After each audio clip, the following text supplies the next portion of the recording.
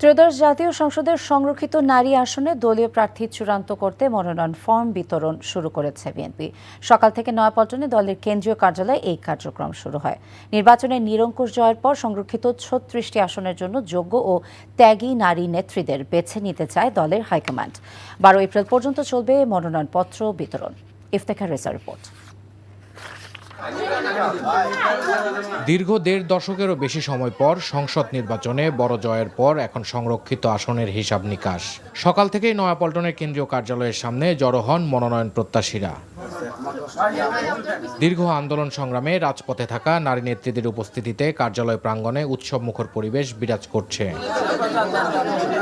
নির্বাচন কমিশনের ঘোষিত তফসিল অনুযায়ী সংসদের সংখ্যাগরিষ্ঠতার ভিত্তিতে বিএনপি পাচ্ছে ৩৬টি সংরক্ষিত আসন।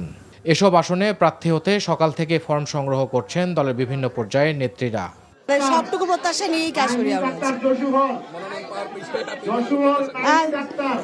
দেখি কি দল ডিসিশন নেয়, ইনশাআল্লাহ দেখব।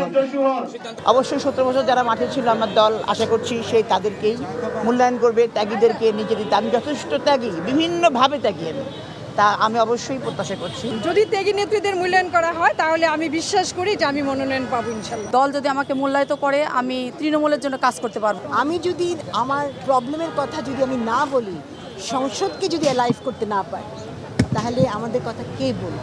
বিএনপির সিনিয়র যুগ্ম মহাসচিব রুহুল কবির রিজভী বলেন, এবার কেবল রাজনৈতিক পরিচয় নয়, বরং পেশাগত দক্ষতাকে অগ্রাধিকার দেওয়া হচ্ছে প্রার্থী বাছাইয়ের ক্ষেত্রে।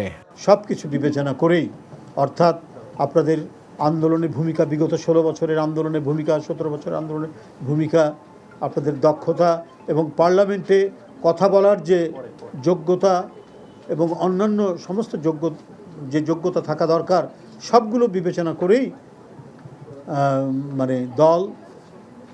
দলের নীতি নির্ধারণী ফোরাম বা বোর্ড, যেটাই বলি আমরা, তারা সিদ্ধান্ত নেবেন এবং এই যে সিদ্ধান্ত নেবেন সেই সিদ্ধান্তটা আবার সবাইকে মান্য করতে হবে।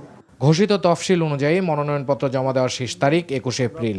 মনোনয়নপত্র যাচাই বাছাই হবে ২২ ও ২৩ এপ্রিল। প্রতীক বরাদ্দ দেওয়া হবে ৩০ এপ্রিল। আর ভোট গ্রহণ অনুষ্ঠিত হবে ১২ May. Iftekhar Reza, NTV news, Dhaka.